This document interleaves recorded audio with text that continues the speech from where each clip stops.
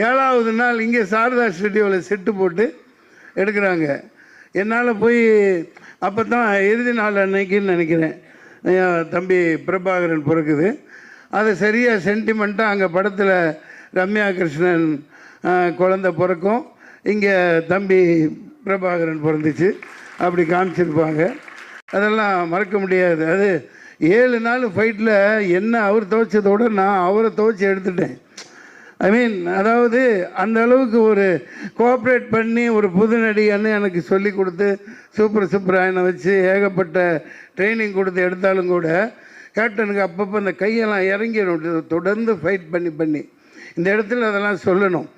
அது மற்ற நடிகர்கள்லாம் இப்போ தான் இந்த கேரவன் கலாச்சாரம், செல்ஃபோன், அப்போல்லாம் அது ஒன்றும் கிடையாது. ஏவிஎம்சி தியேட்டராக இருக்கட்டும், அதுக்கப்புறம் நடித்த படங்களாக இருக்கட்டும், செட்டை விட்டு வெளியவே போக மாட்டார் மனுஷன். ஃபைட்டர்ஸ் கூட பேசிக்கிட்டே இருப்பார், ஜல்ல விளையாண்டு